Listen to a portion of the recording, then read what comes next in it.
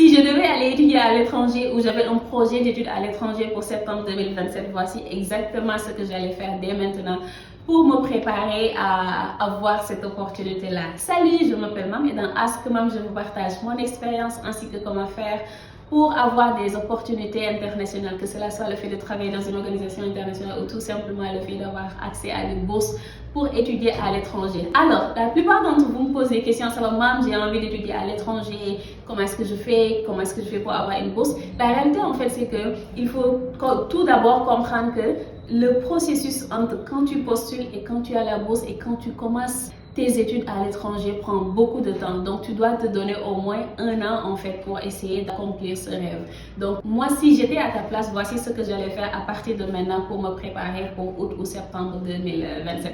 Tout d'abord, je commencerai par me demander quel est le pays ou quels sont les pays qui m'intéressent. Tu veux étudier à l'étranger, oui, mais dans quel pays? Souvent, vous dites juste, je veux étudier à l'étranger, mais vous ne savez pas quels sont les pays qui vous intéressent. Est-ce que tu veux étudier aux États-Unis? Est-ce que tu veux étudier en France, en Angleterre, en Allemagne, etc.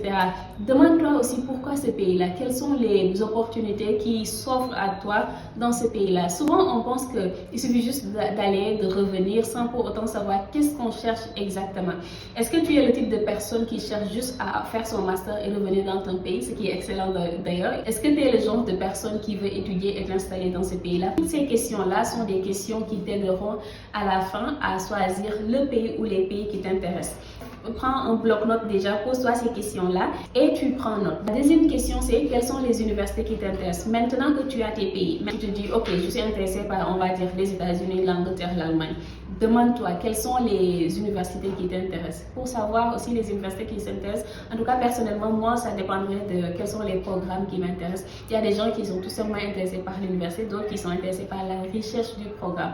La façon dont moi je procède personnellement, c'est de savoir, je suis intéressée par, on va dire quand je partais en Angleterre, j'étais intéressée par International Education Development, éducation internationale et le développement. Pour moi, il n'était pas question de dire je veux étudier juste dans la meilleure université. Je voulais étudier dans l'université où mon domaine était enseigné par les experts dans ce domaine. Et donc pour moi, c'était important de choisir l'université qui avait une excellente réputation en éducation et développement. D'ailleurs, j'ai fait mon master dans l'université qui est classée numéro 1 pour les questions de développement. Donc vous comprenez. La deuxième, et connaître en fait ce programme-là, peut-être te permettra aussi de voir quelles sont les meilleures universités qui m'intéressent dans ce domaine-là. Si tu as la liste de tes pays, tu as la liste de tes universités, pose-toi la question maintenant, fais tes recherches dans ces universités-là pour voir quand est-ce qu'ils ouvrent leurs applications. Comme ça, tu as un calendrier en fait où tu mets date d'ouverture, date de clôture et quels sont les documents qui sont requis. Tu sais déjà comment est-ce que je vais me préparer. Il ne faut pas attendre 1 mois avant le deadline pour courir dans tous les sens. La quatrième question, quelles sont les bourses qui sont disponibles? Si tu sais que comme moi, tu ne peux pas étudier dans un pays étranger si tu n'as pas de bourse, quelles sont les bourses qui sont disponibles dans ce pays-là, dans cette université-là? Quelles sont les bourses qui sont financées à 100%, à 80%? Enfin, l'idéal c'est 100%, mais est-ce que si tu as une bourse à 60%, 70%, ça t'intéresserait toujours? Regardez ces bourses-là. Il y a des bourses qui sont tellement prestigieuses. Chevening est là, je suis bénéficiaire de la bourse Chevening. Il y a Commonwealth, the Eiffel Tower Scholarship. Il y a les bourses de la DAD avec l'Allemagne. Il y a tellement de bourses qui sont là. Essaye aussi de voir, selon moi, ce que je cherche, quelles sont les bourses qui sont plus adaptées. Par exemple, si tu es intéressé par Chevening, tu sais qu'avec Chevening, après ton master, tu es obligé de revenir dans ton pays. Donc, si toi, tu ne veux pas revenir, peut-être que ce n'est pas la meilleure bourse pour toi.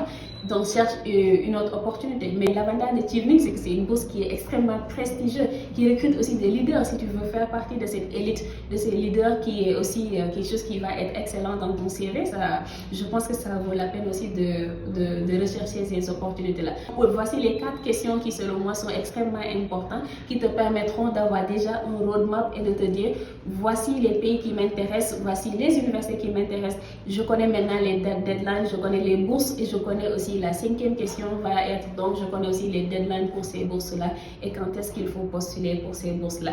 By the way, j'ai un service d'accompagnement pour ceux et celles d'entre vous qui sont intéressés par les études à l'étranger. Si vous voulez être accompagné de façon personnalisée, n'hésitez pas à me contacter. Je vais mettre l'adresse email en haut et mon numéro de téléphone en bas. Entrez en contact et je me ferai un plaisir de vous accompagner dans cette aventure. Bye guys!